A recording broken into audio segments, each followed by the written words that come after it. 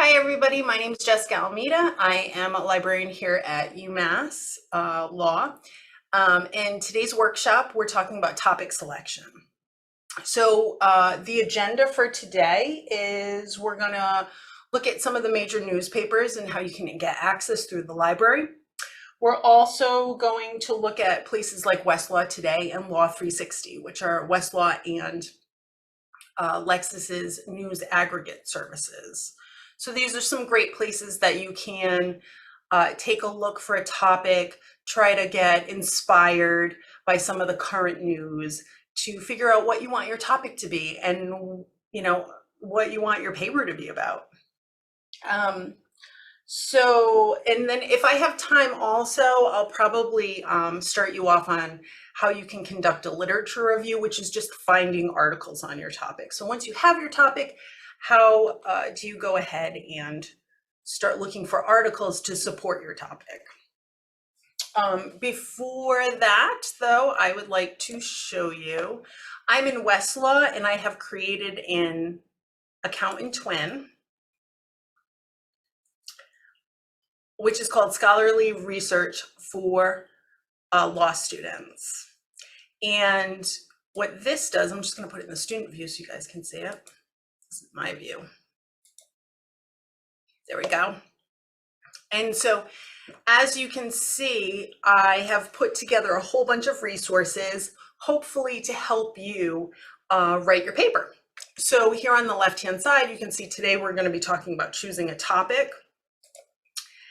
And in this section, I've put something called the Scholarly Research Checklist, which I'll be talking about a little bit. I've also added a few chapters of books or sections of books that talk about scholarly writing for law students, especially ones that I really like.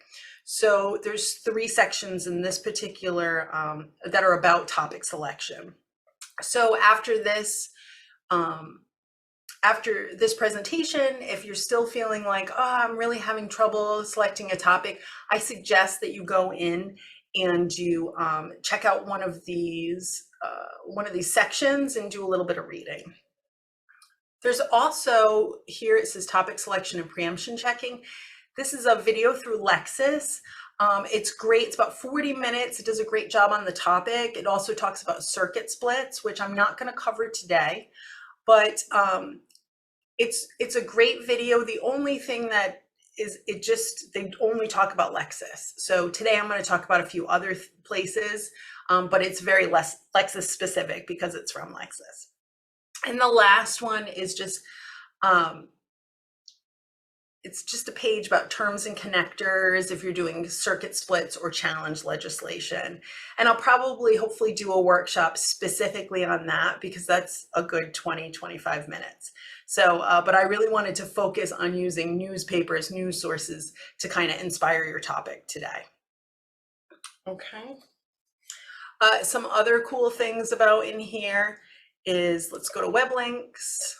We've created a library guide that's about scholarly legal research. So you can go to here as well. And it helps you find books and articles and all sorts of things. There's a section on choosing a topic. Obviously you want to choose a topic that interests you. Once again, we look for circuit splits, but that'll be a different workshop. Today, we're going to check the current legal news. And then it talks about a little bit about preemption checking and just kind of like making the topic your own. So those are some of our kind of helpful hints. Okay. So if you would like access to the Twin account, if you would like access to or a link to the Scholarly Legal Research Library Guide, please you can email me at lawlib@umassd.edu. So lawlib@umassd.edu. And I'm happy to send you the direct links to all of the content that I'm talking about today. Okay, let's see. So with that, let's jump into newspapers. So I'm going to go on the Kearney website. This is the main library website. One of the great things about being a student here is that we also have access to all their great databases, and they have access to many national newspapers. All you need to do if you have a newspaper in mind is click Journals by Title. Once there, you can type in the name of a newspaper. So today I'm going to be looking at the Boston Globe. So they have online coverage from 1997 to current.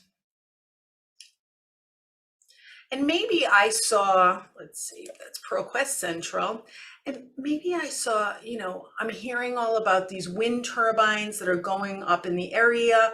I'm very interested in environmental law, but wants me to. So I've decided, let me look into that because that's kind of a regional, it's a very Massachusetts topic. So I'm going to put in Martha's Vineyard and wind turbines and see what comes up.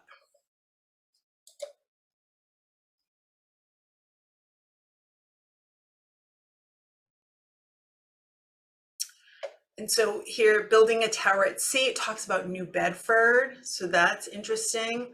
It looks like there was a labor disagreement. So that's interesting. That's from 2021. So it's not super duper current. Opponents asked judge to halt vineyard wind, cite potential environmental wildlife impact. So if this is a topic that you're interested in, this is a great place to start. So, and this is pretty current, January 2023. So this is just one place to start. I picked the I picked the Boston Globe because it is so very Massachusetts. So if you have a very specific topic about a specific jurisdiction, it's always great to look at their local or regional newspapers to kind of get background information about what the maybe legal implications of a topic might be. I'm going to go back and, like I said, we have access to most major newspapers. So for instance, we also have access to the Wall Street Journal.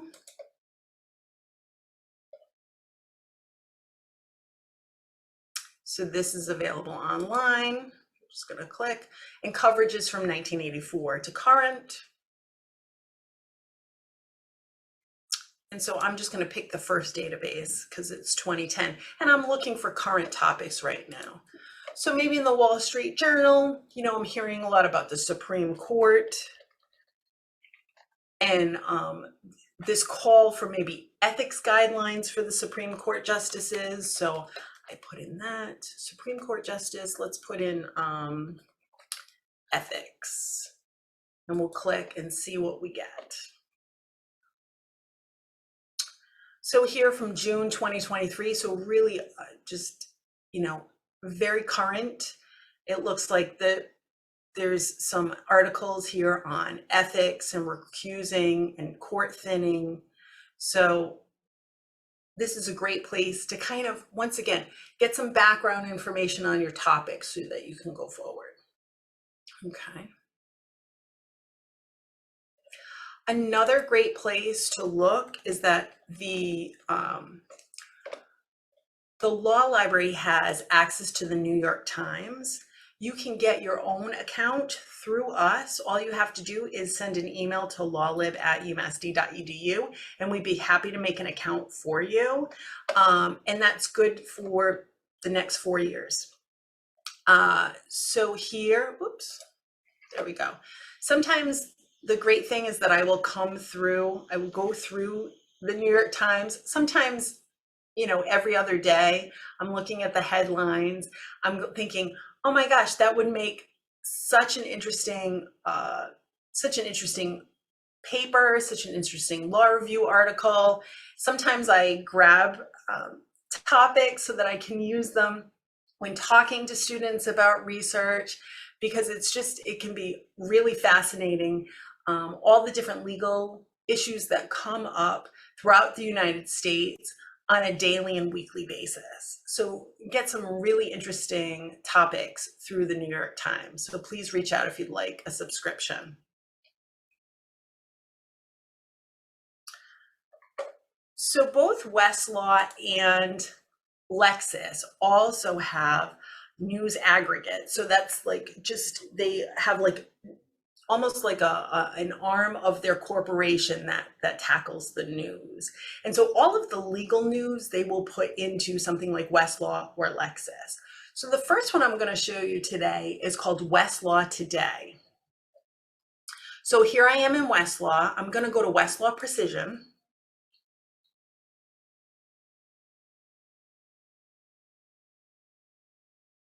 Oh, it's being a little slow today, I apologize.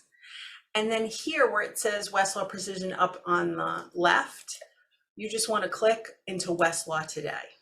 And so once again, Thomson Reuters, who owns Westlaw, Reuters is a news service, so they put a lot of the news, especially the legal news, they'll put in Westlaw Today. So you can take a look at the most viewed articles over here. There is, or what the recent legal news is. If you are doing a paper for a specific class, sometimes it's great to go into practice areas and see if they have a practice area specific to your class. But if not, sometimes if you wanted to do, maybe you're doing your upper level writing or an independent legal research on health law, and you're looking for a specific topic, this is a great place to start.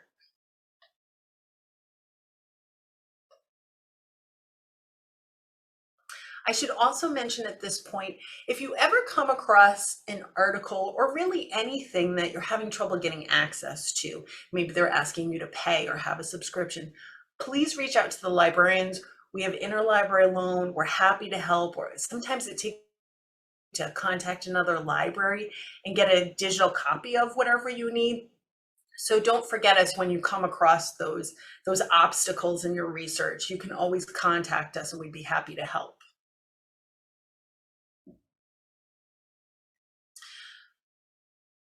So like I said before, Westlaw has this and Lexis has their own. So we're going to jump into Lexis so I can show you their legal news hub. Oh, I might need to go back into, oh, here it comes. All right, there we go. All right, so I'm here in Lexis and I'm going to go to Lexis Plus. Now, normally when you're in Lexis, you're using legal research, right? Some maybe you're even using practical guidance. But if you go all the way to the bottom here, you'll see Legal News Hub. So if you go ahead and click on that,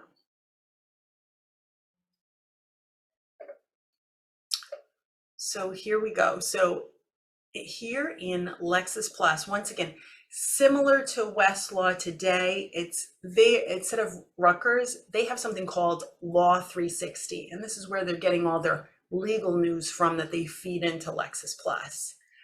So they have a most read section, just like Westlaw Today. They have a front-facing page that has all the most recent news articles or legal news articles that they have. And then this is a little hidden, and I'll talk to the Lexis rep about this. See these three little lines? We're going to go ahead and click on that. And here you can get all sections, or you can do a search through it. So I'm just going to click on all sections. You can see the vast amount of practice that they cover, or the practice areas that they cover. So some of the students who are watching might be in Access to Justice. Access to Justice is a paper class. So I'm going to go in there and I'm going to hopefully pick a topic, and then we'll try to do a literature review, seeing that we're only about 20 minutes into our session today. So we've got plenty of time for us to pick a topic, and then I'll show you how I would go ahead and, now that I have a topic, start to find articles on it. All right, so let's see, attorney wellness, Delaware courts, major cell. I'm going to pick this one. So this is about the Oklahoma courts to expand non-English access under the DOJ deal. So if we read this whole thing, which I'm going to tell you I did ahead of time. So what it talks about is that the Oklahoma courts and the DOJ recently came to a memorandum of understanding, because what was happening is that in rural areas of Oklahoma, people weren't able to access legal forms, legal documents, or get legal services in their own language, right? And so what I would do is read this, decide, this is an interesting topic that I might want to do a paper on. But first, I want to see what's already out there. So the way we do that is two things. The first thing I would say is that we're going to take a look at, excuse me, as I look, I have so many, here we go. Too many tabs open. You know how that goes. So I'm going to go back to Twin. And in scholarly research for law students, in choosing a topic, I'm going to pull up something called the scholarly research checklist, okay? And in that checklist, I'm going to download it. So here's what I'm calling the scholarly research checklist. Now you can use this if you'd like, you can use portions of it, but I really just created it so that you had a place to think about different sources that you might use for your paper, and then take notes, put in citations, keep yourself organized. So as before, we have our topic. So using the topic from the Lexis article that we just talked about, I put requiring courts to provide non-English access in rural areas. Some of my keywords are courts, access, non-English, rural, and synonyms I put language. For cases, statutes, and regulations, I just have my the memorandum of understanding between the DOJ and the Oklahoma Supreme Court. Obviously, I might come back if this is the topic I do pick. I'm going to come back and I'm going to look for other cases where this has happened, where the court has been sued due to access issues. Newspapers and blogs. Of course, I'm going to put the Law 360 article that we just talked about. And then I'm going to start my literature review. So for today, I'm going to start it in Lexis, and I'm going to be using some of these keywords to help me. Now, in Lexis and Westlaw, it's very similar, right? You're going to use your terms and connectors, and then you're going to, or your Boolean search operators, some people call them, and you're going to do it in your secondary sources. We're going to be looking just at law reviews and articles. Next week, I'm going to be doing another workshop, which is just really going to focus on doing your literature review, specifically in Westlaw, in Lexis, and in High Online. So here I am on my legal research page. I'm going to scroll down to secondary materials. We're going to click on law reviews and journals. Okay, great. And now we need to come up with our keywords. Now, hopefully you're using my checklist. You have decided already on some words and that you're going to put them in. So to look, I'm going to go with, how about language in the same sentence as courts, in the same sentence as access, and maybe I'll even put in rural, but I think I'm going to see how we do just with this to start.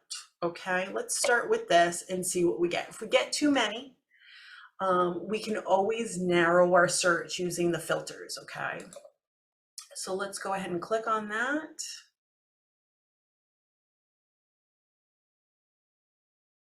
Yeah, we got a lot of results, so over 4,000. So here in search within my results, maybe I'll put rural, and maybe I'll also put non-English and see if that comes up with anything. It's prompting me non-English speaking. Okay, so we can also put that in. There's also a ton of other ways that you can narrow your search, right? So let's do jurisdiction. Well, no, I don't think I want to do jurisdiction just yet, but if you had a jurisdiction, if you wanted to focus just on Arizona or maybe Massachusetts. That would be great too.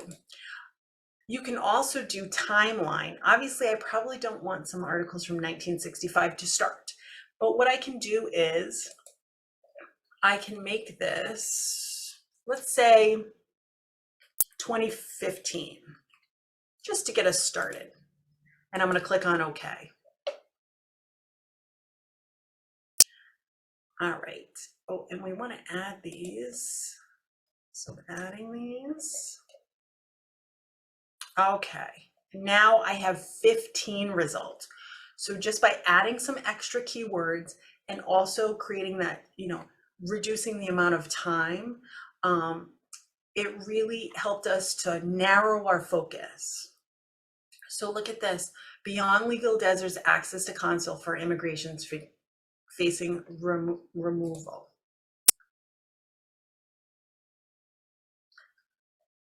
Labors for inequity. Laboratories for inequity. Sorry about that. So educational access. What else do we have? Calm before the storm, mass language barriers and cultural systems, lost in translation, non-English speaking jurors. So what we would do is we would look through these 15, you're just reading maybe the abstract, the introduction, and you're going to the next. Will this help me? Will this help me with my research? Will this help me? Will this help me write my paper? If it's a yes, then it goes on our scholarly research checklist as a source. If not, we move on, okay? And that's a way that you can kind of see what the landscape is for your topic, what's already out there. And that's a good way to start to help you determine, really narrow your topic and come up with a good thesis for your paper. All right.